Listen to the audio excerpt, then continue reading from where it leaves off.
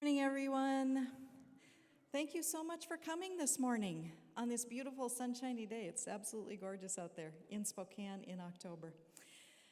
We are very glad to have you here this morning. I am absolutely certain of this. You'll be glad you came. I heard presentations by Dr. McGonigal and Nathan Theory and Matt Soerens last night, and I honestly felt like after every segment, we just needed to pause and digest all that we had taken in. So I'm sure that some of the things you hear, you may already know. Some things will be challenging, and I hope that you take away something new that will help you in your journey with refugees and immigrants, wherever that journey is leading you.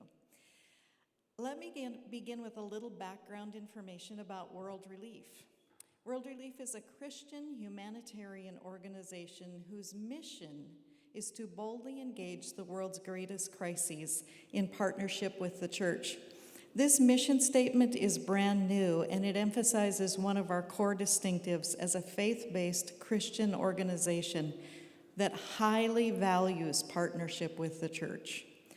For 80 years across 100 countries, World Relief has partnered with local churches and communities to build a world where families thrive and communities flourish. Across the U.S., World Relief has 28 offices and 10 affiliate offices that partner with churches and community-based organizations to provide support to thousands, literally thousands, of refugees and immigrants who are seeking a place to call home. Spokane has been home to World Relief for over 32 years, which was before I was born. No, that's not true, but I know. I thought that would make you laugh, so I thought I'd throw that in there.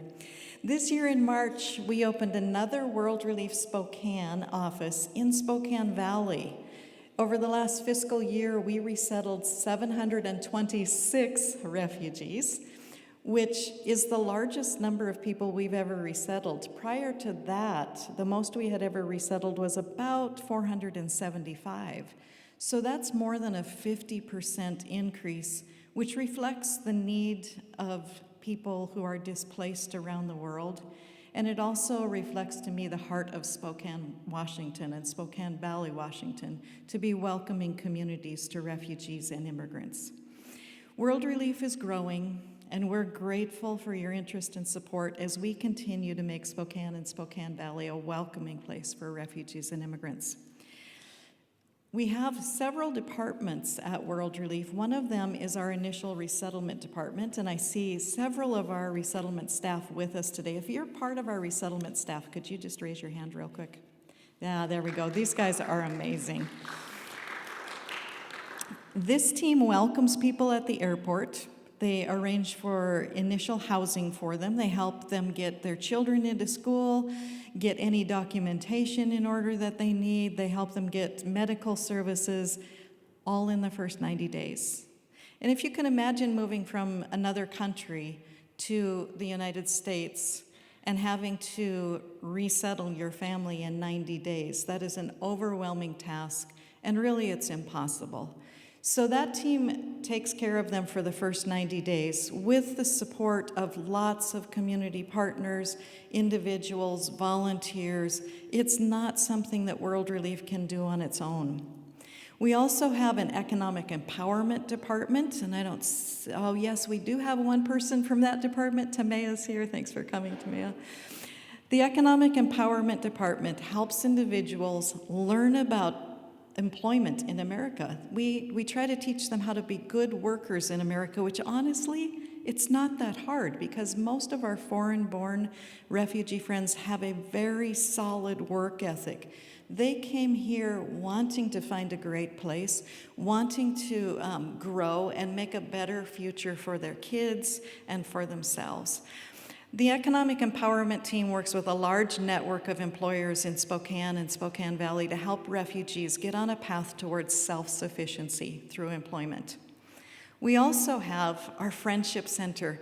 The Friendship Center was a dream of a number of people, I think about 5 or 6 years ago, to create just a warm, welcoming place for any refugee or immigrant to drop in and find ways to get their needs met, whether it was through services we provide or through referrals out into the community. Very recently, the Friendship Center staff and our community ambassador team that lives at the Friendship Center, in partnership with volunteers and churches, provided a baby shower for 20 new moms. That's a lot of baby shower.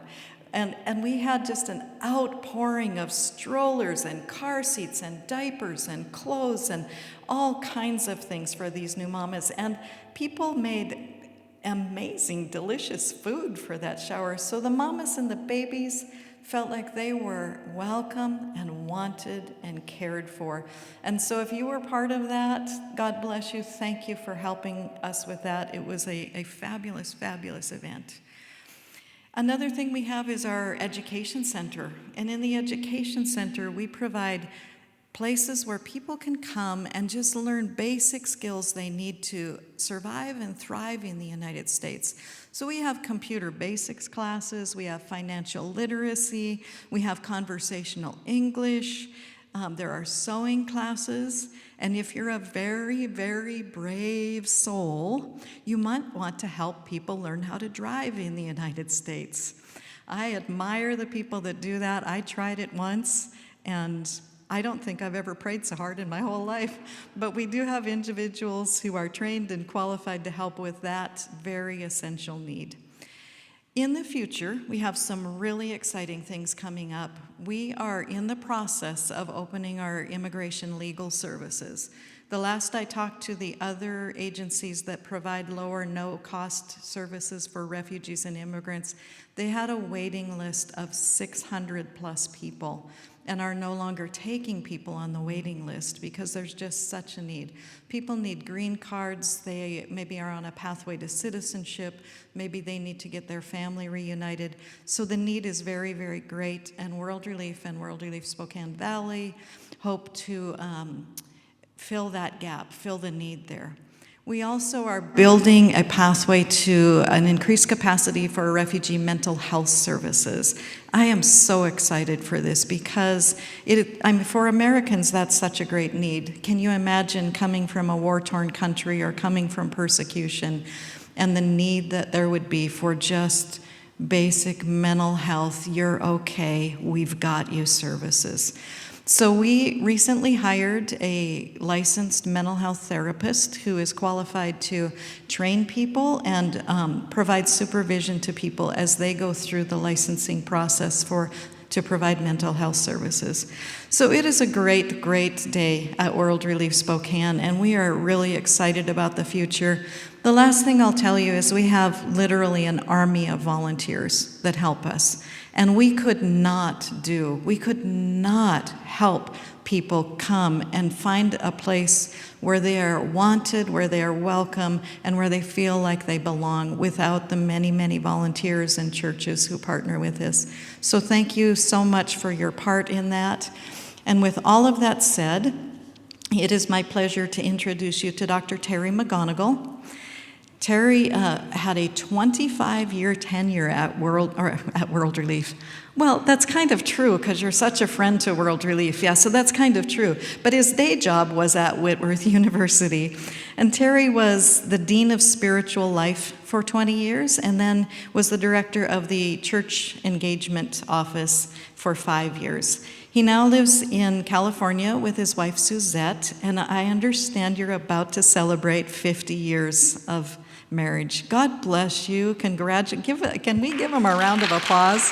That's amazing. Terry and Suzette have 3 married children and 7 grandchildren, and I know that you are going to find what Terry has to share very, very thought-provoking, and it will change your thinking, I'm sure. Terry?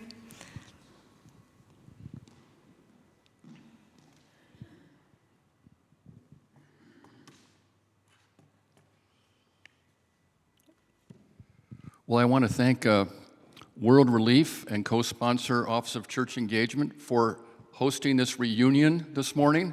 I'm looking out and I'm seeing the faces of so many friends, and we've done life together, in some cases with some of you for decades. And it just blesses my heart to be with you today and be in your presence and to carry on this really important conversation that is so vital for this moment. I finished my time as campus pastor at Whitworth and then took over the responsibility of directing the Office of Church Engagement. And 10 days after Trump was inaugurated, you'll remember this was early February of 2017, he issued the travel ban. And I got a call from World Relief, and they said, we're getting inundated with calls from people. We want to do something. We want to help. Our job was to connect with churches all over Spokane. Can we partner? So we had 2 meetings. The first one was at First Press on a Saturday. The second one was at Fourth Memorial on a Wednesday night, early February, and it was a night when there was a blizzard. We had 200 people show up at First Press. 100 people came out in the middle of a blizzard at Fourth Memorial. And 2 weeks later, along with Gonzaga University, we had this event called Spokane Welcomes Refugees. With this big banner, 1,000 people showed up. And that was a statement and a demonstration in this community that what World Relief had been doing at that time for about 25 years had really taken root. People who showed up, the refugees and the migrants, were their neighbors, their friends. They shared meals together. Their kids went to school together. So this isn't an abstract political discussion we're having today. This is a discussion about people who mean the world to us and who are here and who are blessing this community. So let's have this conversation about biblical perspectives on immigration. 50 years ago, right after my wife and I got married, we went to Colorado to help start a mountaineering program high up in the Rockies. The base camp was at 9,200 feet. And the idea was that this was through the Ministry of Young Life, working with adolescents, that the guides would take groups of high school kids up into the mountains, and the goal was to climb a 14,000-foot peak and do all that in 6 days. 3 days in the climb and 3 days out. The problem was that nobody had ever trekked in any of this terrain. So I'm going to date myself now. Some of you may remember topographical maps. Those big rolling maps that you would roll out and you'd follow the trail into the wilderness. So the guides had these topo maps, and what it showed was that there were 3 trails, one to go climb Wiminuche, one to go climb Guardian, and one to go climb Storm King. The problem was the trailhead was one trail at the beginning. And then the guides had to determine, as they walked down that one trail, was Wiminuche to the right, or the left, or the right, or down the center? And they would come back after reconning, and they would share notes and observations. And I remember one night, one of the guides said, we'd better make sure that not only do we have the map, but that we're following the way that the map is leading us in. Because if we have the map, but we're on the wrong trail, not only are we lost, but we're also dangerous. Because we're leading people in a direction that we think we know where we're going, and it could lead to disaster. Well, when we start this conversation about biblical perspectives on immigration, folks, we have a map. It's been given to us. And the map lays out a way for us to live in relationship to this conversation about migrants. We have to follow that way for the sake of the health of our churches, for our own spiritual vitality, and for the dear people who are coming from all over the world who have fled the most dangerous, perilous situations. And by God's grace, they come to Spokane, and World Relief is going to help place next year a record number of people who will soon be friends and perhaps even family to some of you. So Matt has written 3 books. Unfortunately, this is his most recent book, and it sold out last night at the event. But let me read to you from pages 14 and 15 of what Matt wrote about this important theme. I began to notice that nearly every major character in the Bible was a migrant of some sort, from Abraham to Ruth to Daniel to Jesus himself. Now when I read the Bible, it's hard not to see migration as what missiologist Sam George calls a mega theme of the Bible. And I've had to ask what other biblical themes I've overlooked. Is migration really a mega theme of the Bible? Well, in the next few minutes, we hope to answer that question. So let's get into it, starting with the Hebrew Scriptures, what Christian people, some would call the Old Testament. And if we're going to start following the map, we'd better start at the beginning. It's always a good place to start, at the beginning, right? So Genesis chapter 1. Then God said, "Let us make humankind in our image, according to our likeness."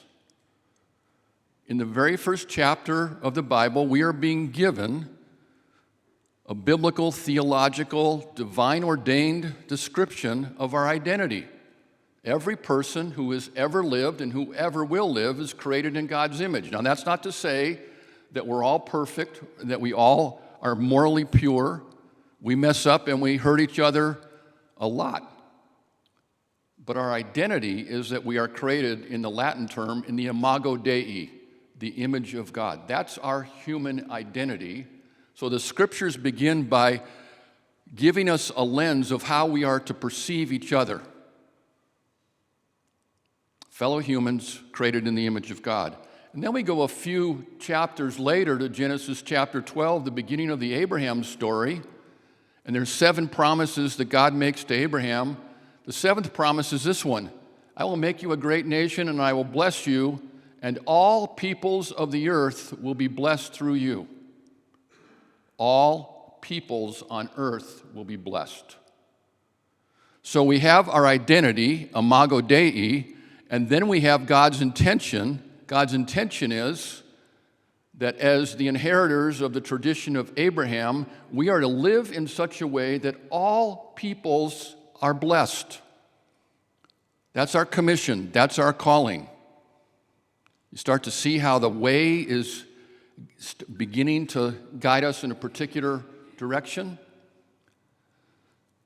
So let's talk about the importance of the stranger, the outsider, the other, the migrant. This word ger that shows up 92 times in the Hebrew Bible is the word for stranger, outsider, sojourner. If you want to make the plural, you add I am to it, and the plural becomes gerim.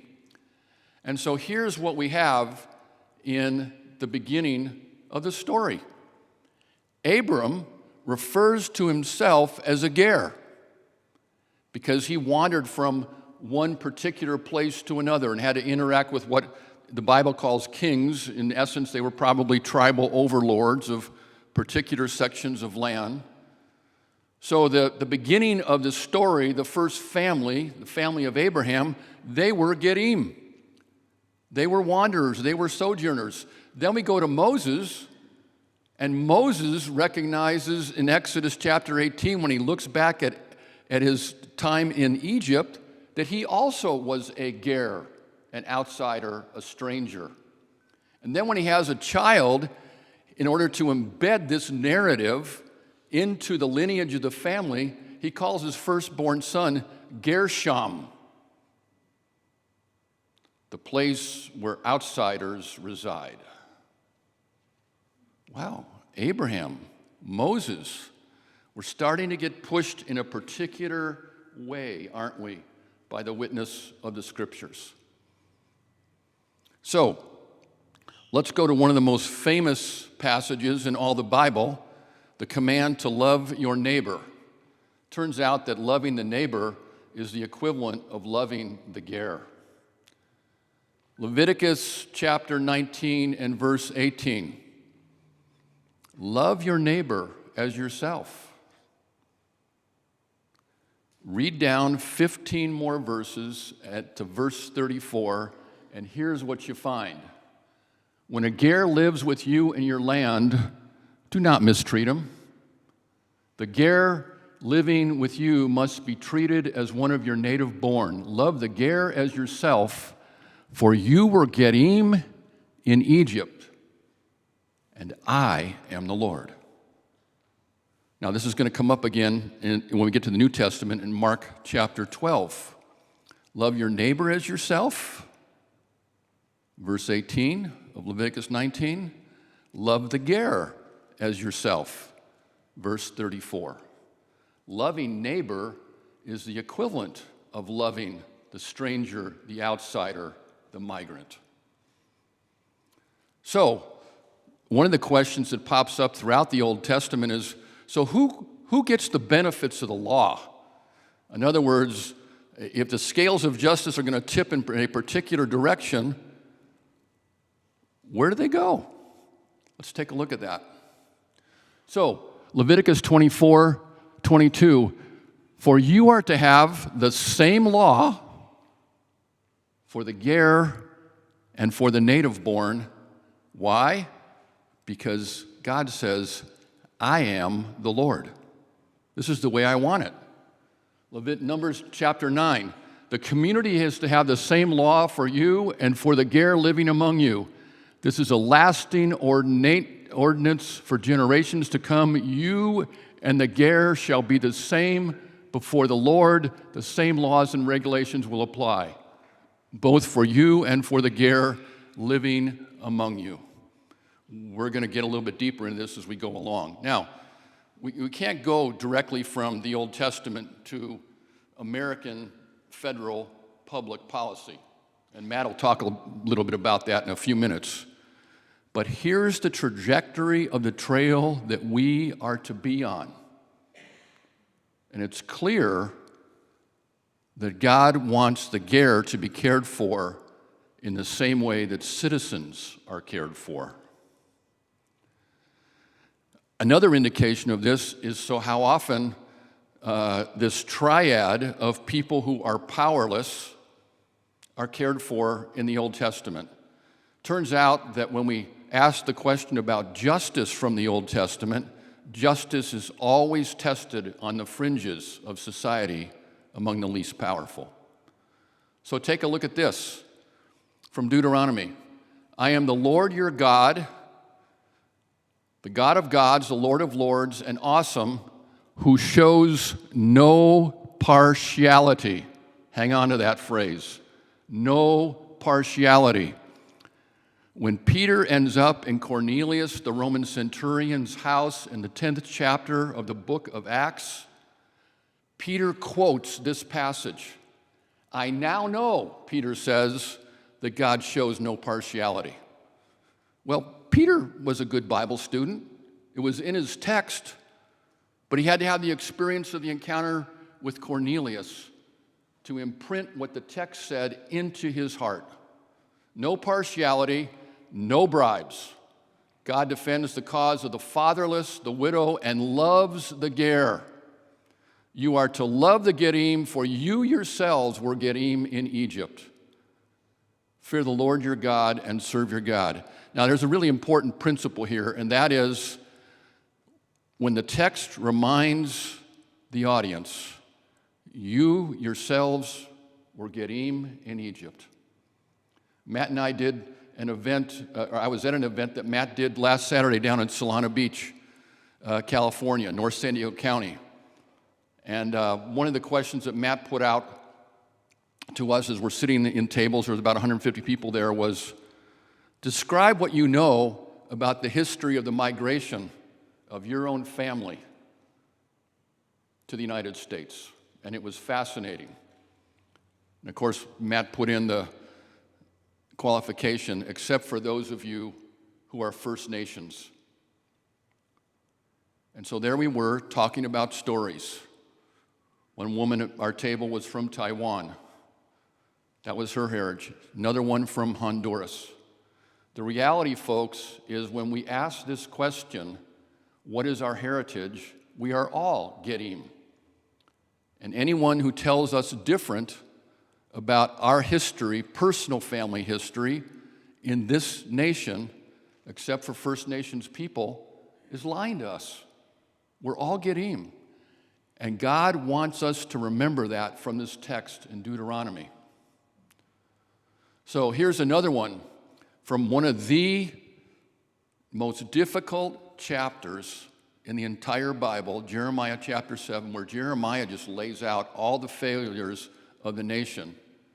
If you really change your ways and your actions and deal with each other justly, we have a word for that phrase.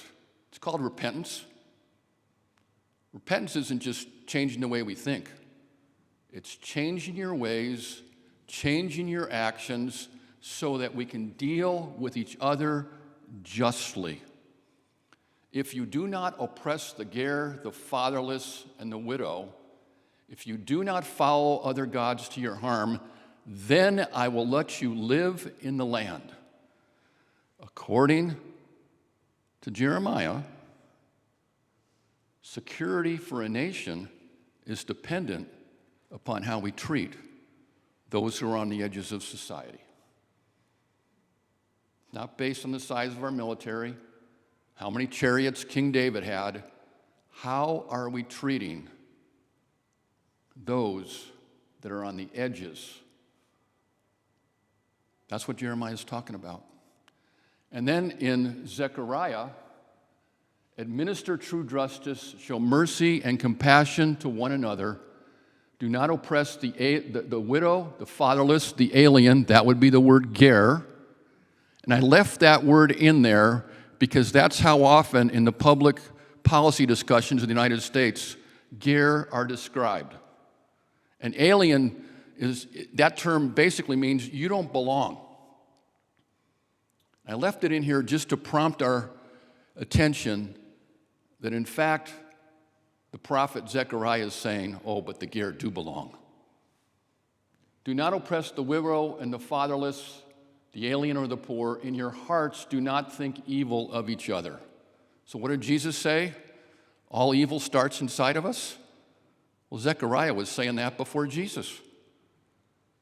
So if we're going to follow the map of the scriptures and then walk in the way of Jesus, part of this is a call to our own hearts. How are we thinking about those who our culture labels as the outsider? So let's go to the New Testament. So this man comes up to Jesus wanting to test him in Mark chapter 12. Of all the commandments, which is the most important? Jesus says, the most important one is love the Lord with your God with all that you are. From Deuteronomy chapter 6. Oh, but there's a second. You're looking for one commandment, but I'm going to give you two. The second one is love your neighbor as yourself. There is no commandment. Now notice that Jesus speaks in the singular. There is no commandment greater than these. I'm actually giving you one commandment that has two parts to it. Love God and love the Gedim. And you can see how Jesus is building off of what we saw in Leviticus. Loving your neighbor and loving the ger. No one commandment greater than these. Can't love God if we're not going to love people who are created in the image of God. That's an oxymoron. It does not follow. So what about this question of crossing borders? The border is so much in the news these days, right? Open borders we hear, closed borders, walls, border agents. So I want to ask the question, in the days of Jesus, How are they thinking? So we go to the end of the 9th chapter of the book of Luke. Jesus has carried on his public ministry for 3 years in Galilee. Galilee is hometown territory for his 12 disciples. And then Jesus intentionally, and the text is very clear, he set his mind to go to Jerusalem. This was intention on the part of Jesus. And what did he do? He crossed the border from Galilee, oh my God, to Samaria?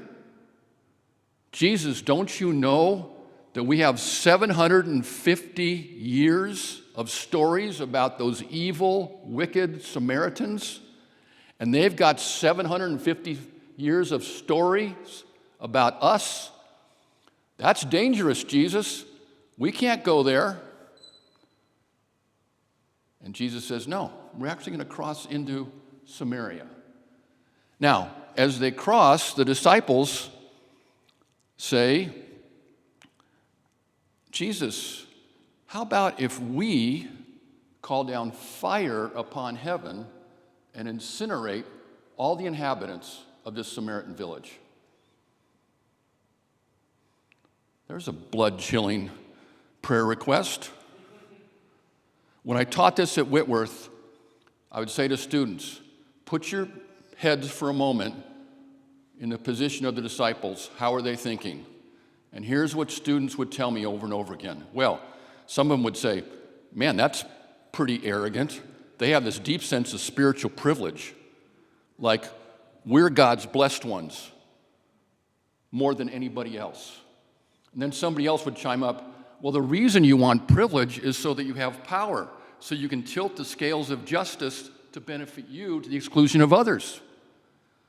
Other students would say, look at the prejudice, the dehumanization of the Samaritans. Privilege, power, prejudice leads to a script of fire. Eliminate those. You can't even say people because the disciples don't even think they're people. They've been dehumanized.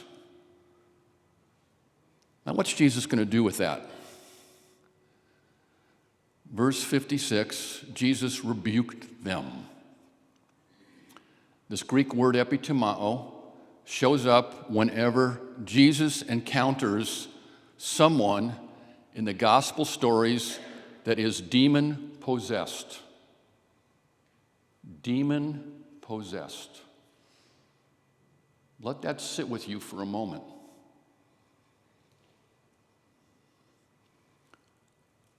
Privilege, power, prejudice can concoct unimaginable evil. So what's Jesus going to do? Well, he comes up with an idea. He says, now when we cross over into Samaria, there's a bunch of you here, but we're not all going through together. Split up 2 by 2. And whenever you encounter a Samaritan who's willing to take you in and offer hospitality, you do the homestay. You sleep in their home, you get to know them. One of the things that I did at Whitworth for many, many years is I traveled with students to Central America. 5 months, the students would be there, spring semester every other year. And the most transformative part of that entire experience for the students was the homestay. Living with a family, being welcomed, meeting the aunts and the uncles, the grandmas and the grandpas, the children and the grandchildren. Our students were the Gerim, but they were welcomed in his family. So Jesus says, well, let's start with a homestay. And then, obviously, if you're in a homestay, you got to share meals. You got to sit down. This is the only part that Jesus says twice. Eat whatever they put in front of you. Don't worry about kosher cooking. And it's not about the food. It's about the conversations that are going to happen at the table. And what the disciples are going to discover is that that family, extended families, are going to start sharing stories, and you're going to hear that their stories are a lot like your stories. And the hopes of the parents and the grandparents for the kids and grandchildren are a lot like the hopes that you have for your children and grandparents or grandkids back in Galilee. Homestay, shared meals, show mercy to people whose bodies are broken. And when all this happens, you're going to see that God's rule has come upon all of you. What's God's rule? God's way of living in the world.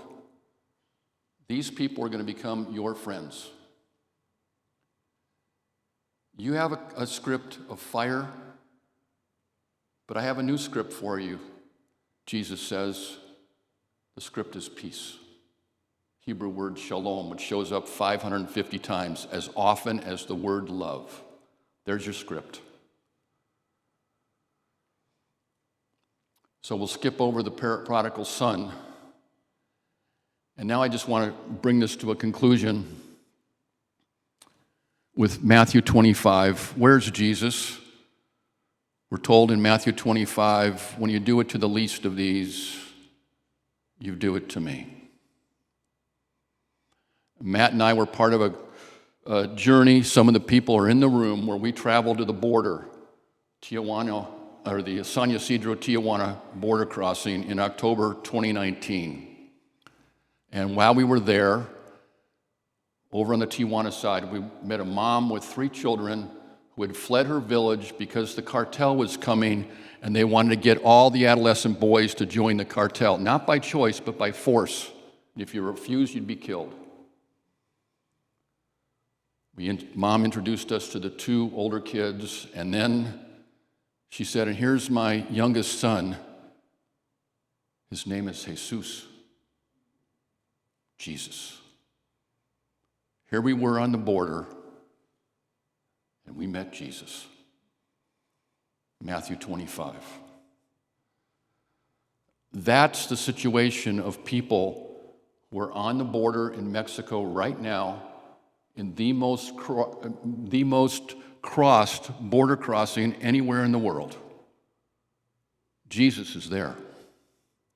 Now, if we follow the map and we walk on this way, I just want to give you a little bit of a sense of what it looks like when we climb that 14,000-foot peak. What are we going to see?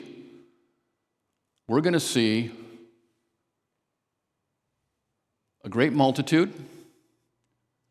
Every tribe, every people, every language, standing before the throne and in front of the Lamb, and they're going to cry out in a loud voice. Imagine yourself being on a 14,000-foot peak, and you look down, and you hear this singing going on.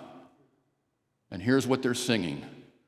Salvation belongs to our God, who sits on the throne, and to the Lamb, and God will wipe away every tear from their eyes. Every ger has a story of terror. And those stories need to come out. You mentioned mental health services, how vital and essential that is. So there's going to be a worship service, but it's going to deal with our hurt and our pain and our brokenness and our memories. We have a map, it's called the Bible, and when we follow the way that it provides for us, this is where we end up. So if this is how it's going to end, why don't we just start practicing now? Blessings.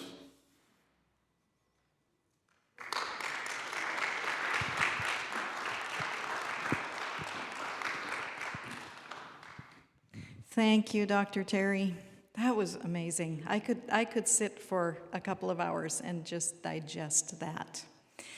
Our next speaker is Matt Soerens. Matt has been a friend of World Relief for a very long time, and he actually works at World Relief. He is our Vice President of Advocacy and Policy, and Matt is also the author of the books Seeking Refuge, Welcoming the Stranger, and Inalienable. I stumble over that word every time. Matt, come on up. Thank you so much, Christy. It's wonderful to be with you all. And Terry, thank you so much for opening the scriptures for us. I heard that last night, and I was still scribbling notes on my phone because there's just so much there. And in particular, I've read Luke 10 and Luke 9 many, many times in my life, and often we'll talk about the Good Samaritan story, which is relevant as we think about issues of immigration. But I don't know that I ever noticed the context of it coming right after Luke 9, where Jesus is confronting the disciples' attitude towards the Samaritans. So it's really powerful. I wanted to start by just thanking Terry for leading with the scriptures. That's really important to us at World Relief as a Christian organization whose mission is all about partnering with the church, in part because we know that often when we think of issues of immigration, we don't start with this as a biblical issue. We start with it as a political issue or an economic issue or a safety issue, and it's all those things. But too rarely, even in the context of the church, do we start with thinking about immigration as a biblical issue. In fact, earlier this year, World Relief worked with Lifeway Research to survey evangelical Christians and ask them, what's the most important factor influencing your views on the arrival of immigrants to the United States? Only about a quarter of evangelical Christians said the Bible. And the nice people at Lifeway who designed the survey warned us up front, if you ask evangelical Christians any question, and one of the choices is the Bible, they're supposed to know that's the right answer. And yet still, only about a quarter said this was the most important factor influencing their views on issues of immigration. So we've gotten a good start there on the scriptures. I wanted to look at one other biblical principle, and then we're going to dive into some of the kind of the misconceptions or concerns that people have, actually largely extra-biblical concerns, but I think it's important that we have answers to some of those questions as we seek to apply the scriptures. But I did want to mention one other biblical story that Terry alluded to briefly, and that is that for those of us who are followers of Jesus, we are followers of a refugee, or maybe an asylum seeker. I'll note the distinction in a moment.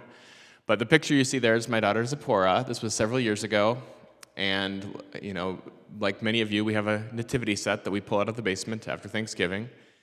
And when Zippy was about 3 years old, this just became her favorite toy for the whole month of December.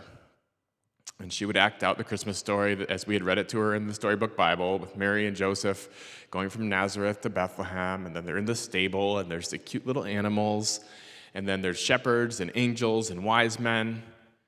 But Zippy turned to me one day and said, "Dad, this toy is missing someone. We don't have the angry king." Oops, sorry, wrong button. We don't have the angry king. And I thought about that. Do any of you have a nativity set with a King Herod figurine? It's maybe not our favorite part of that story. It's actually really pleasant to end the Christmas story with the wise men, the magi bowing down before Jesus with gold, frankincense, and myrrh. And then we can all exchange some presents and feel pretty good about that because it's biblical. Jesus got presents too. But that's actually not where the Gospel of Matthew ends that story. Because as soon as the Magi are on their way back to their country, Joseph is warned in a dream that Herod, this paranoid, tyrannical, angry king, is coming to kill all the little boys in Bethlehem. And Joseph is told to get up in the middle of the night to take Mary and Jesus to flee across the border into Egypt, where they would be safe. Now, we don't get a lot of details in the text about that journey, but we can, I think, fairly describe Jesus from that story as a refugee. Of course, they didn't have a formal legal definition for the term at that moment, but we do have those formal legal definitions now. Under both U.S. and international law, a refugee is someone who had fled their country of origin because of a well-founded fear of persecution that is specifically on account of their race, religion, political opinion, national origin, or membership in a particular social group. And just by that definition, the best estimates of the United Nations right now are there are more than 37 million refugees in our world today. That number has been increasing year after year after year, many times over what it was when I started working with World Relief about 20 years ago. Or the other term that might arguably apply to Jesus would be an asylum seeker. Whereas the U.S. government's way of using these terms, they would say a refugee is someone who's outside of the United States, outside of their own country, but also not yet in the United States, who is vetted overseas, verified to meet the definition of a refugee, and then a small share of the world's refugees each year are invited to come to the United States. And that's the resettlement process that is most of what World Relief does in the United States. But an asylum seeker is someone who makes their own way to the United States, whether on a temporary visa through an airport or they show up at the border, and they make the case that they meet the definition of a refugee too. And the US law says that if you can prove with documentary evidence that you have a well-founded fear of persecution for one of those 5 reasons, you should not be sent back. But until such time as the US government has been able to consider your case, you're not a refugee, you're an asylum seeker. Now, again, we don't have details in the Gospel of Matthew about how Joseph, Mary, and Jesus interacted with the Egyptian border authorities, if at all. That detail isn't there. We don't know, had they had to interact with those border authorities, what they would have told them. I can tell you it's not a great asylum case to say, an angel told me that I have a well-founded fear of persecution. I would look for some additional evidence. But that was what they were working on, and we presume that to be true, that their fear of persecution was actually quite well-founded. And so Jesus, like when you add up the people who are internally displaced within a country and the refugees and the asylum seekers, about 120 million people around our world today was a displaced person who had been forced to flee persecution. And we at World Relief certainly believe that that ought to inform how his followers today would interact with people who've gone through a similar circumstance. Another concern that I hear, and this is maybe less about the scriptures, but I think the scriptures speak to this as well, is the question of, well, okay, the Bible tells us to love and welcome people, but can we afford to do that? After all, there's a lot of economic challenges in our own country among U.S. citizens. Can we afford to be generous towards those who are not U.S. citizens? That's a fair question, the sort of question a good economist can ask. But I think we make a mistake whenever we only ask the question of what is this going to cost us, and we forget to ask the question of, well, what are these people going to contribute? It's fair to ask how many jobs will those people take, but only if we're concurrently asking how many jobs will they create. And at least based on history, the answer is very likely a lot. 45% of the Fortune 500 companies in this country, so just the biggest companies, were founded or co-founded by an immigrant or their child. Tens of millions of American jobs wouldn't exist if it wasn't for our country's legacy of immigration. Or if you want to look at this on a fiscal level, it is of course true that refugees in particular, that subset of immigrants who come at the invitation of the US government because they've been verified to have fled persecution, they get some assistance from the federal government when they first arrive, and they qualify for some public benefits that actually most other immigrants do not qualify for. And it is true, if you look at most refugees in the first few years that they're here, let's say year 3, year 4, most of the time they will have at that point received more from the American taxpayer than they have paid in taxes. The same is true of my 4-year-old son, Zacchaeus. He is a total drain on the economy. He has not contributed any taxes. But that's a little bit silly, right? We don't look at people at one snapshot in time, at perhaps one of their most vulnerable moments in time. We would look over a horizon of time and look at their potential. And when we do so with refugees, a couple of economists at Notre Dame did a very extensive study a few years back, and they found that it's usually around year 7 or 8 that the average refugee goes from receiving more than they're paying in at a fiscal level to paying in more in taxes at all levels than they are receiving out. And if you keep going, by year 20, on average, they've paid in about $21,000 more per refugee adult in taxes than they have received in the overall cost of governmental expenditures over those full 20 years. So to the question of, well, can we afford to do this? The question might be, can we afford not to do this? When we have a lot of economic needs in our community, and frankly, it's the refugees who came in 20 years ago who are helping provide the tax base to provide some of the social services, and frankly, beyond government, some of the church tithes and nonprofit contributions that keep our community sustainable. That's true even if you look not just at a fiscal level, but on an economic level. There are costs associated with immigration, but there also are a lot of contributions. And that's true if you look at refugees specifically. It's true if you look at other categories of immigrants. In fact, probably the most controversial category of immigrants are those who are undocumented, who are not here lawfully. But when the Wall Street Journal surveyed economists a few years back and asked economists who study this, what's the net economic impact of illegal immigration on the United States? 96% of them said the net economic impact was positive. There are costs, but there also are a lot of contributions. And we make a mistake, I think it's actually a theological mistake, when we forget that these are people made in the image of a creator God with the potential to create and to contribute, just like every one of us. That ends up being true with immigrants of all backgrounds. There's been extensive studies. Probably the most thorough was one by the National Academies of Sciences. And their conclusion was that immigration has an overall positive impact on long-run economic growth in the United States, for a whole bunch of complicated reasons that you can ask me more about afterwards. But I think that's important to know, because if we only do the cost analysis and don't do the cost-benefit analysis, of course, we're missing a very important part of that story.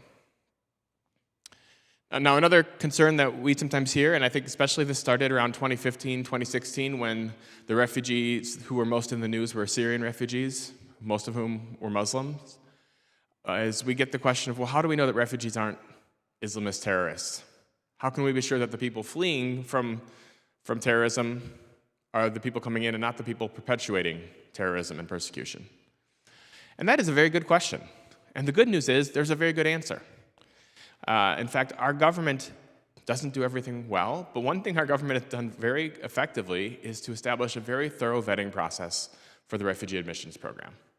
And that's not just my opinion, that's actually the view of every analyst I've ever been aware of who's analyzed this, from the political left to the political right. On the right, the Heritage Foundation did a very thorough assessment on the refugee vetting process a few years back, and they concluded that this is the most thorough vetting that our government has for any category of visitor or immigrant who comes into the United States. The Cato Institute analyzed every terrorist attack that's happened in the United States going back decades, and they find that since the Refugee Act of 1980, there's been about 3.3 million refugees admitted into the United States, and not a single one of them has taken the life of an American citizen in an Islamist terrorist attack. Now, that's a really great record. I cannot, with 100% confidence, promise you that nothing bad could ever happen in the future. But frankly, most people who are concerned about terrorism think that the refugee vetting process and just the reality that such a small share of the world's refugees get selected for resettlement would make it a very foolish choice for a terrorist trying to come into the United States. For better or worse, they have better options to try to access the United States. And that's only looking at those who happen to be foreign-born. The reality is that terrorism is often a dynamic of radicalization on the internet, which affects US citizens along with non-citizens. Now, it would be fair to say, okay, well, you just chose what I just acknowledged is the most thoroughly vetted category of immigrants to say how safe this is, but what about other immigrants who are not as thoroughly vetted? What about someone who sneaks across the border successfully? Isn't that a concern? And I would agree, that is a concern. We've been really clear at World Relief for a long time that we think it's a responsibility of our government to ensure that we have secure borders. That is to say that our government knows who's coming in and does everything reasonably possible to keep out anyone seeking to do harm. That is absolutely a fair expectation of government, and one that they haven't done adequately. What's not fair to presume is that those who have come unlawfully, whether they crossed the border unlawfully or they overstayed a temporary visa, are necessarily a disproportionate threat to public safety. And I say that because we actually have a good deal of data on that question. Most of those individuals have been in the United States for at least 10 years, meaning they've had adequate time to commit crime if that was their intention, and very few of them have. A few have, of course, and that's a headline issue when it happens, but on a per capita basis at least, there's a lot of evidence that immigrants, whether they are here lawfully or not, commit crimes at significantly lower rates than native-born US citizens. And the best evidence of that, which I realize you probably can't read these details, but we could get these slides to you, or you can Google the study, but this is out of the state of Texas. It's the only state out of 50 states that tracks the immigration legal status of felony convictions. And it's a pretty good case study because it has more unauthorized immigrants than any other state besides California. And what they find in Texas very consistently, and whether you're looking at violent crime or property crime or drug crime, is that the highest crime rates per capita are among native-born US citizens, my category, followed by the red bar there is lawfully present immigrants. That would include anyone resettled as a refugee, followed by those who are undocumented, who have no lawful status, in green. And I'm not trying to make the argument here that this is because immigrants are morally superior to citizens. A few of them probably are, but I think what's most at play here is consequences. Because if you commit a crime as a citizen, you deal with the criminal justice system in your state. But if you're an immigrant, you first deal with the criminal justice system in your state, and then you get turned over to the federal immigration system, where a crime as simple as stealing a candy bar from a grocery store under immigration law could be categorized as a crime involving moral turpitude and could be a deportable offense. which is a pretty strong disincentive, even if you're here lawfully with your green card, to stealing that candy bar or committing any other crime, which is a good thing, right? I mean, we don't want people committing crime. Where this ends up being a challenging dynamic is that people who are witnesses to crime or who are victims of crime are also sometimes afraid to talk to law enforcement. And that actually makes them sometimes a target for criminals who have learned that those people won't call the police when you steal from them or otherwise harm them. One other kind of security public health concern that I think we hear often lately is around drugs. And again, this doesn't come up with refugee resettlement usually, because that's people coming vetted over through airplanes, but especially around the border. Most of us are aware that we have a very serious crisis in the United States with fentanyl in particular, which is an awful, horrific, deadly drug, which primarily comes from Mexico or through Mexico. But what's not true is that it primarily comes carried by immigrants crossing the border illegally from Mexico. In fact, about 90% of the convictions for people trafficking fentanyl are for native-born U.S. citizens. And about 90% of the fentanyl that is seized not between the ports of entry with people crossing illegally, but with people crossing at the lawful ports of entry. And again, I'm not arguing this is a matter of citizens being morally inferior to immigrants. What's at play here is business from the very evil drug cartels who run the fentanyl traffic. They know very well that more than 3/4 of the immigrants who cross the border illegally, and about 100% of those who are trying to seek asylum, are going to be apprehended and searched, and their drugs are going to be confiscated. That's not a very good business plan. Whereas there are hundreds of thousands of people who lawfully cross the port at San Isidro, Tijuana, every single week, by foot, in cars, lawfully crossing, mostly U.S. citizens.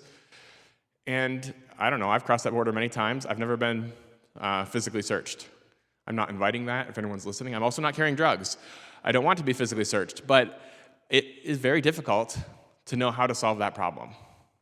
We could stop all illegal immigration, and there might be other good reasons to try to do that, but if we did that, we would at most stop 10% of the fentanyl traffic. And frankly, it would probably find its way in a different direction, as long as there's a market for it in the United States. Okay, real quickly, I want to note just a couple other, I think, misconceptions. One, and this is especially true in a very charged political season, we sometimes hear this rhetoric of immigrants being a threat to the country, or maybe even an invasion. And actually, I would give credit to some of the groups that are on a different political perspective from me, some of the groups opposing more immigration, who would acknowledge, actually, that sort of language is unhelpful. It implies that people are coming with an intention of military conquest, and that's not true of people coming with their hands out saying, could I seek asylum, which is by far the most common situation at the U.S.-Mexico border right now.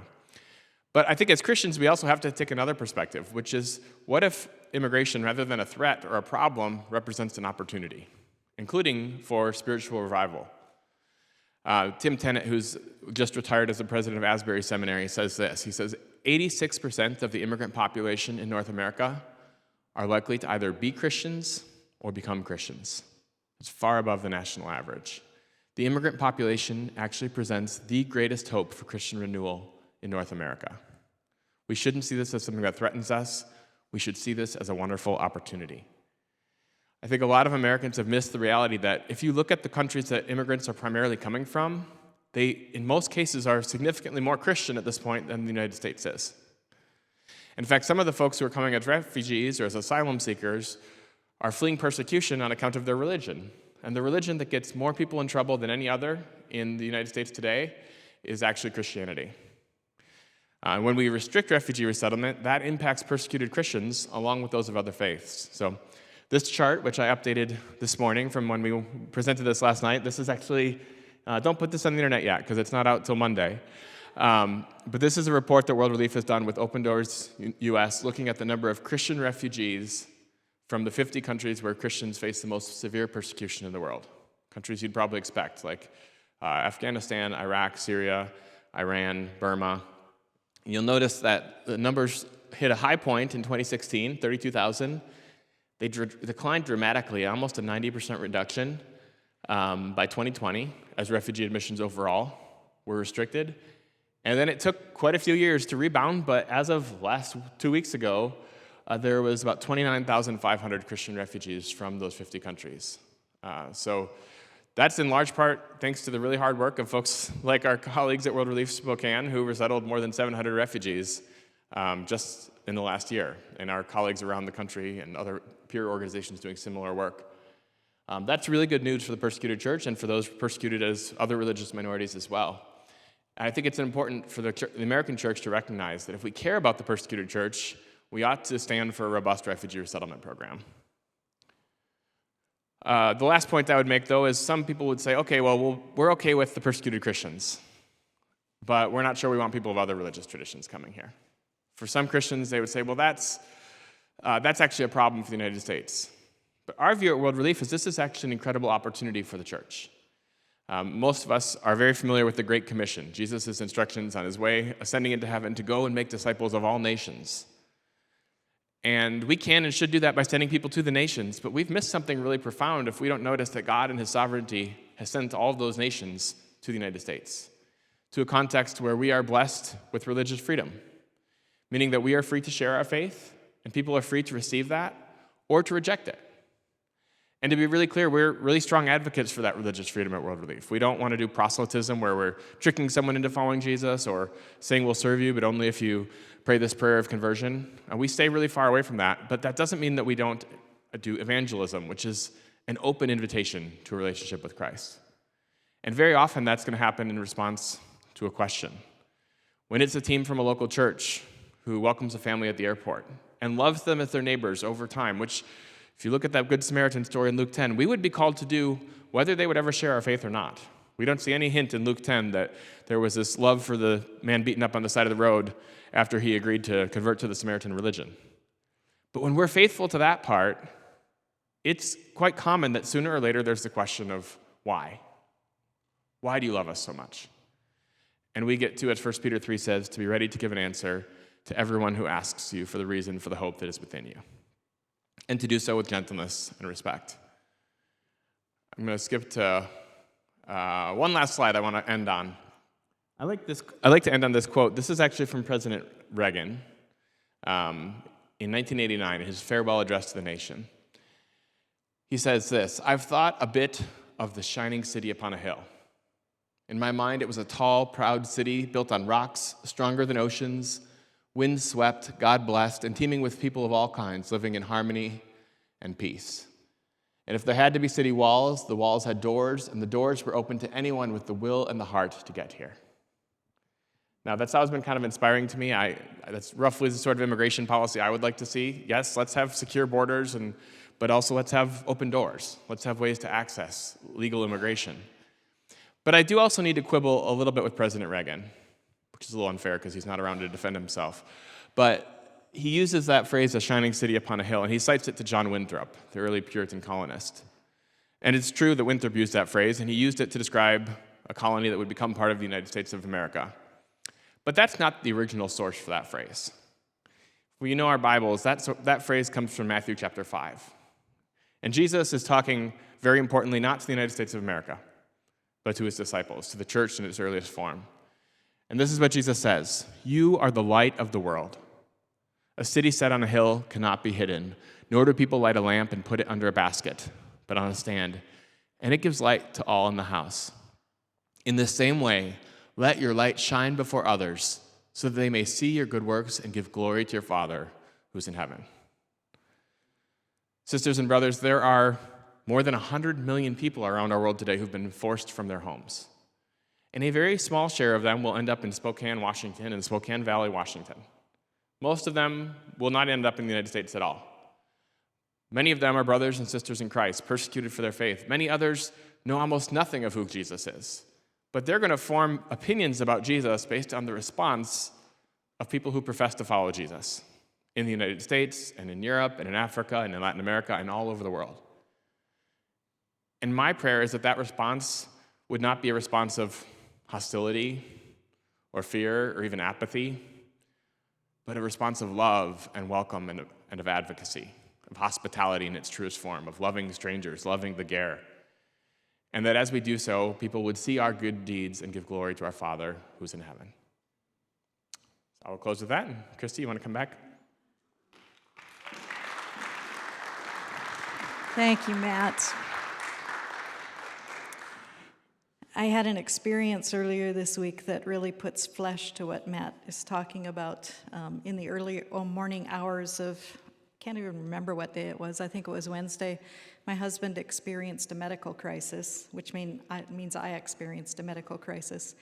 And we got him all taken care of and in the ambulance off to the hospital, and I, like we do when we're in the midst of that, got in the car and went with him, and I was really strong and together up to the point that I got to the entryway to the patient area of the emergency room, and I looked over and I looked into the face of a young man who we resettled 10 years ago and who worked at World Relief. And I looked at him and I just lost it. And he said something like, "I'm right behind you."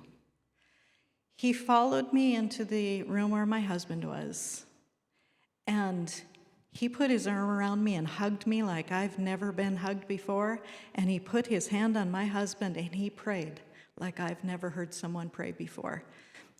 Some of you know him, his name is Jackson, but that's why we do what we do, because people like that go on and build their lives here, and they're part of the fabric of our society. I will be forever grateful for that face that I looked into at the emergency room that morning. So I am happy to be a part of World Relief. Our next speaker is Pastor Nathan Theory. Nathan is the Associate Pastor of Discipleship and Outreach at Faith Bible Church. He's an MDiv from Cornerstone Seminary and spent time as a church planter in Spain.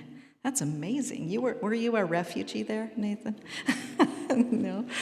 Faith Bible has been a great partner to World Relief for many, many years, and I'm really happy to welcome Pastor Nathan.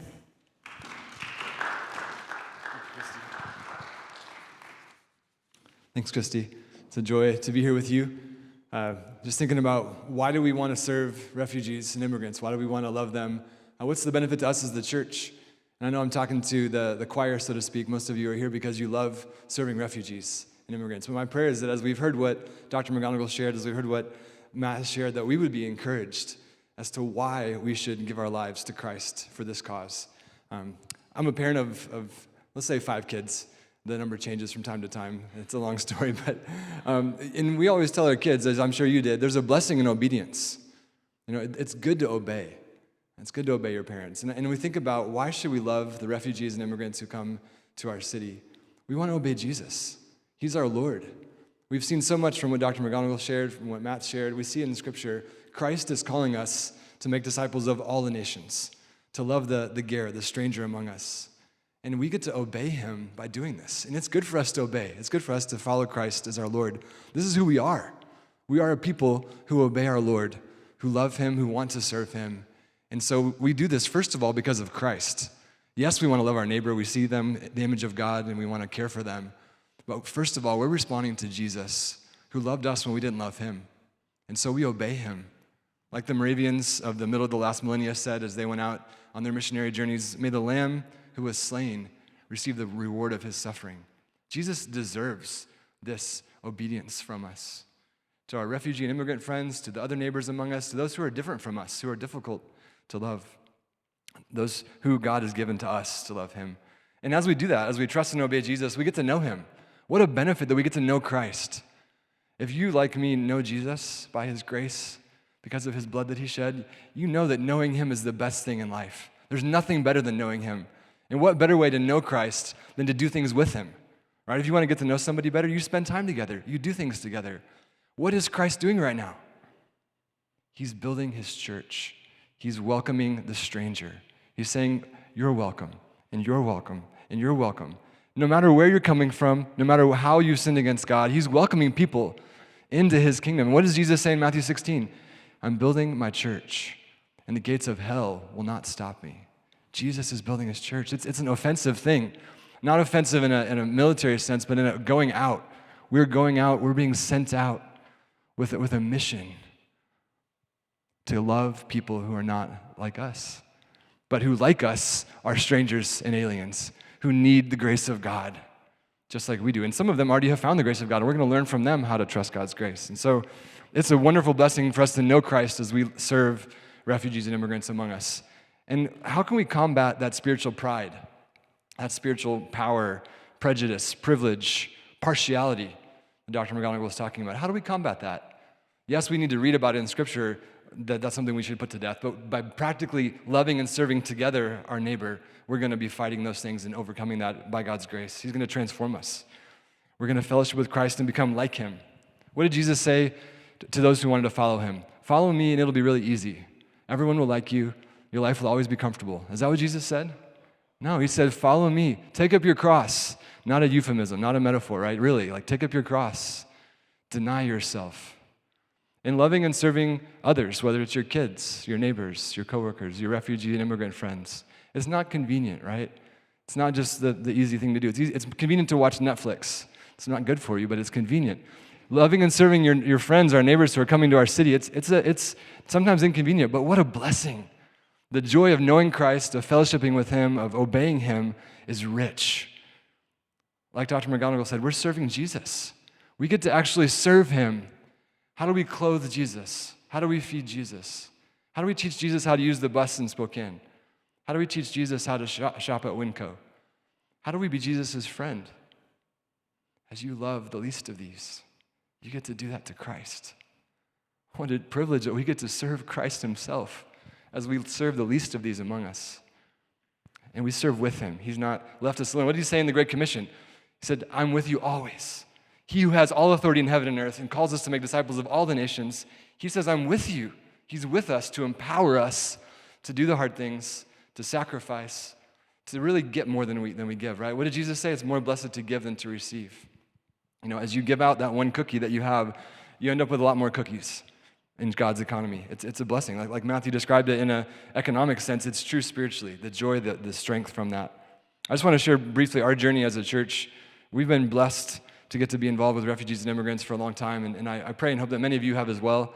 And I think part of our prayer this morning is that God would multiply, that he would send out more laborers into the harvest, that the heart that you have, the heart that we've been encouraged to have as we've heard from these men teaching and encouraging us, as we've heard from Christy, as we're going to hear from Suzanne and Barb, that heart would spread through our churches, that it would spread around Spokane into other churches that don't have that heart yet. We got to be involved with Nepali or Bhutanese refugees about 20 years ago.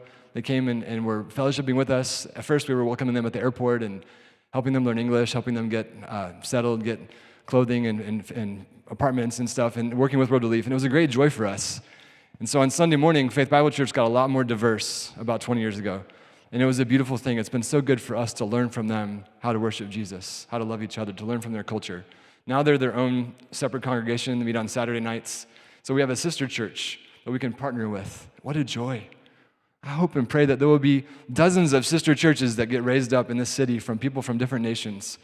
And if we're fortunate enough for them to actually be able to stay with us because we can figure the language thing out and the culture thing out, that's even better, right? We can become more like Christ together as we learn from them. And like Matthew described, there's so many that need to come from where they are because of persecution. And so it'd be great if we can serve them together. We've also had the opportunity to do English classes starting in 2017 with Road Relief. Mike and Joy are sitting back there. They've helped with that a ton. And then that turned into a friendship dinner about 4 years ago, where once a month we have a dinner with mostly Muslim friends from Iraq, Afghanistan, Iran, Syria. And it's so great to get to eat together, to talk together. It's chaotic and wonderful and beautiful, and the biryani is delicious, and we have a great time together, but we get to learn from them about Islam. We get to learn from them about their suffering and their problems that they've faced, where they've come from. And we get to share with them about Christ, about our faith. Most of them are still committed to Islam. Usually, like I was talking to Barb last night, it's not usually sitting down and having a four spiritual laws conversation, and 5 minutes later, someone who's Muslim or Hindu or Buddhist or whatever is going to change their mind. That's not really, we're not trying to have a quick thing like Matthew was talking about. We want to love them and show them that they can trust us and that they can trust ultimately Christ. And some of them may end up wanting to follow Christ. Some of them won't. But we want them to see what Christ is like through our lives, through what we say, through what we do. Some of them are wanting to read the Bible and learn about Christ. Either way, whatever God wants to do, he's building his church. It's not our job to decide or to make or to force any of that. It's all up to him. So we trust him to do what he's doing. I think about missions. I'm a missions pastor, and we send teams over. And if I wanted to send a team to Afghanistan, first of all, I don't think the Taliban would let me send 6 missionaries to Afghanistan. But if they would, how much money would we have to raise? probably $600,000 at least. We have to come up with a visa platform. Why are they allowed to be there? They have to learn a language. They have to get over there. We're not going to get to see them for years. It's going to be a very huge cost. But wouldn't that be good for us to be able to do that? Most of us, we have a heart. We want to see the gospel go to the nations. But like these brothers have said, the nations are coming to us. I can have a good neighbor team at my church, and you can have one at your church. And we have a couple that are a joy. A lot of sacrifice, a lot of love, a lot of learning together, us learning, them learning.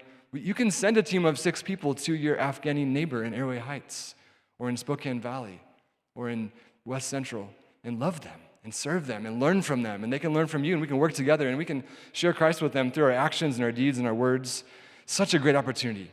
Would that every church in Spokane that loves Jesus would have a good neighbor team or a bunch, and we could welcome each of those 720-something refugees with good neighbor teams. We're a long way from that, but let's pray for that. That would be so good for us. We would grow so much through that, and we'd be able to love our friends. So I just want to encourage you, what better way to have God's heart for the world, to follow Jesus as his disciples, to grow in your heart and your love for others, to put to death pride and prejudice, and to love and serve and share Christ with the sojourners and strangers and refugees and immigrants among us. So thank you for being here, and I pray that God would keep growing all of our hearts to be like his heart. So thank you.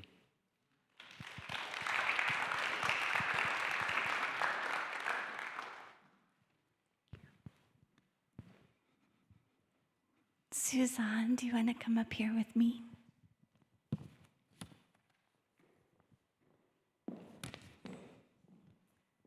Is this one on, Charles?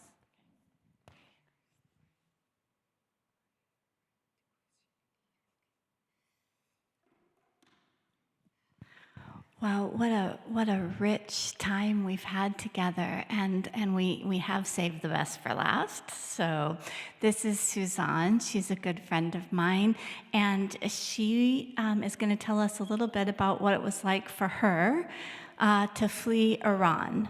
So Suzanne, first, what was your life, just your lifestyle like while you were living in Iran?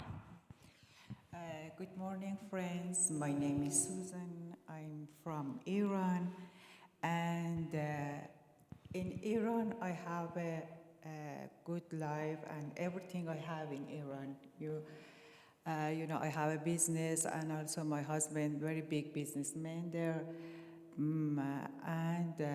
Yeah, just because I'm Christian, and just because I want to have Bible study at home and share the Bible with my friends and make a lot of problem in my country. That's why now I'm here after 13 years. So if you were going to compare your life in Iran in terms of the comfort level, the income level, with your life here in the United States, how did it compare? Easy word. Sorry. Excuse my English, not very. I am right that you and your husband owned several furniture stores, Yes, yeah. correct? And you were pretty comfortable Yes. financially. Yeah. You know, my husband is big businessman because he go to another country like Chinese, Dubai, and bring every furniture in Iran and sell. And also I help to him for the sell all the furniture. We have a 4 big shop there, a lot of furniture for home, like refrigerator, everything. And that's why I have a lot of contact with the people. And the people, when I saw the people and talking about everything, and I start to talk about the Bible, my religion, like that. And some people really once come my house and sharing together Bible and talking about Bible. But some people, because from government, and that people say, oh, I once come your home and I want you, but I don't know that people who, from where, and I say, okay, I'm very happy if you come my house and talking together. And that time, those people come my house and after that make a problem for me. And also because my children go to the school, and one day my daughter come my home and say, Mom, one person come and asking me, do you want to come with me? But before I told him, no go anywhere, just your bus car for the school, come back home. But at that time, I thinking, oh, maybe some people report me for immigration in Iran. The name is Sepah Pastaran Enqilab Islami, like that. And they once make a problem for me. Why? Because I share Bible study for Muslim people, and this is very big problem. Also, if one man, Muslim, became to Christian, definitely kill them. No thinking and no asking why. And then I thinking better, very fast left everything. I have everything, but I choose Jesus because I live from Jesus, born from Jesus, and really doesn't want left him, my God. And also my husband say, okay, up to you. If you once left everything, I follow you together going, because very important your life and take care of family. And we left very fast. I left everything, house, car, business, shop, everything. I don't know you believe or no, but very hard how to spell just with one suitcase. We go to the Jakarta, Indonesia. Why Indonesia that time? Because one of my friends, my husband told us, Indonesia don't need you get a visa because the Muslim country, and you can, both of Muslim country have good relationship between together. And then we just get the ticket and left with one suitcase. And I left very hard, you know. And my mother-in-law asking me, because we have a big apartment, all of stay in one. I stay in top. My mother-in-law stay in down that building for my father-in-law, and asking me, where are you going? I say, we just going to north of Iran because have good weather like that. And also I have an apartment in Tehran. Government take that apartment also. Yeah. And then when I arrived in Jakarta, we don't have anything. Right. I'm just going to just summarize a little bit.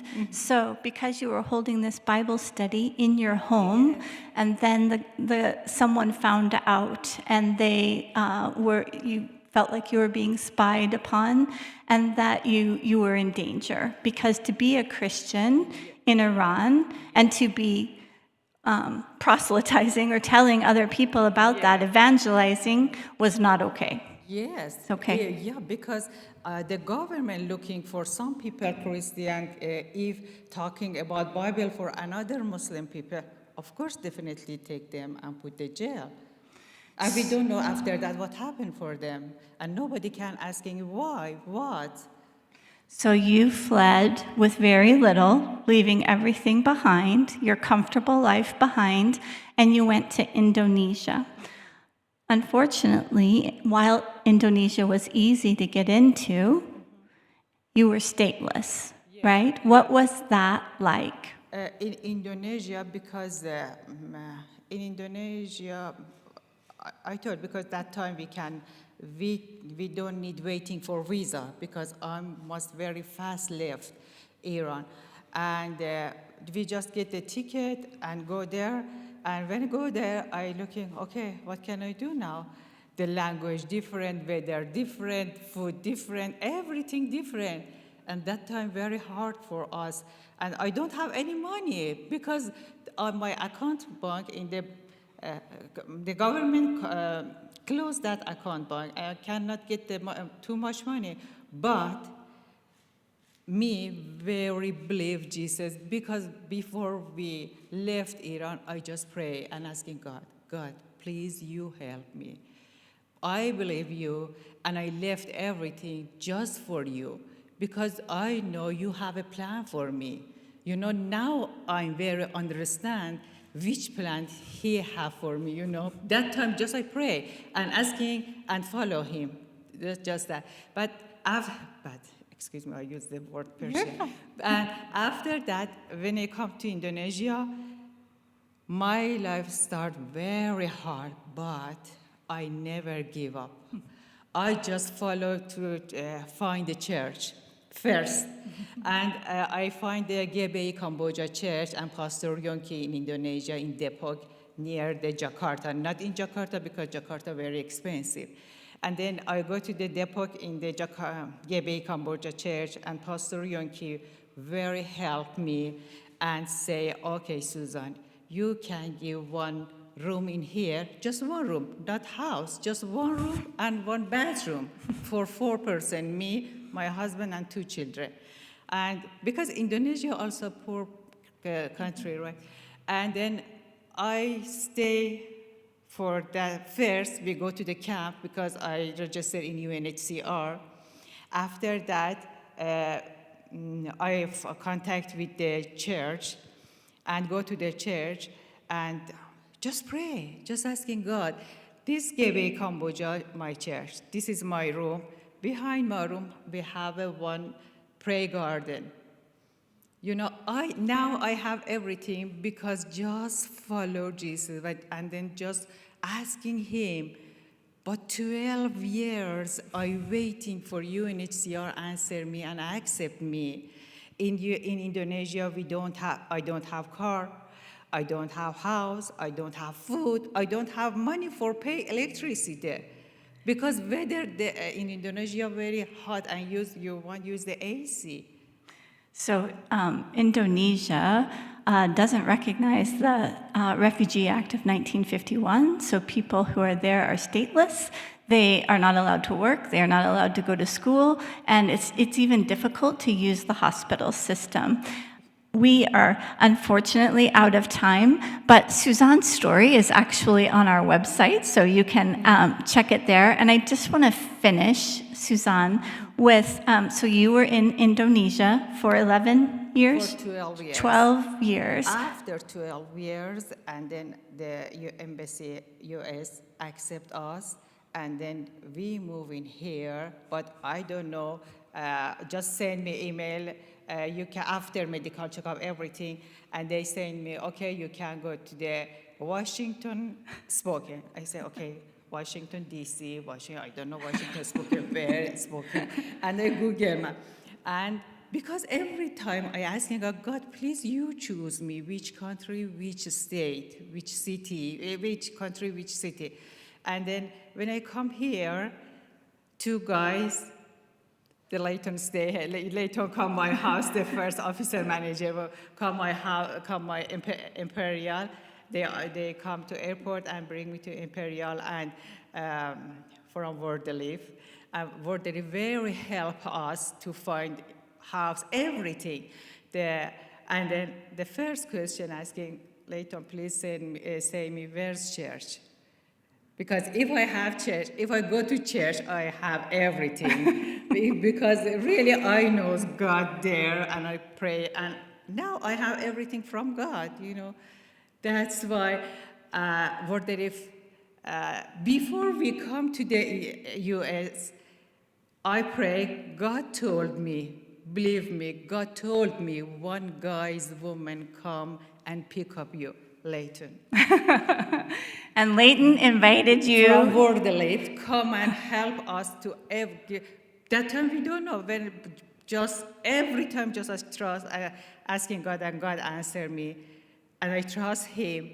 And now I'm here, and the first time Wordelief very helped me to everything, find a job, Imperial, church, the first time church, and then, yeah, now I'm happy in here, and I have everything, thanks God.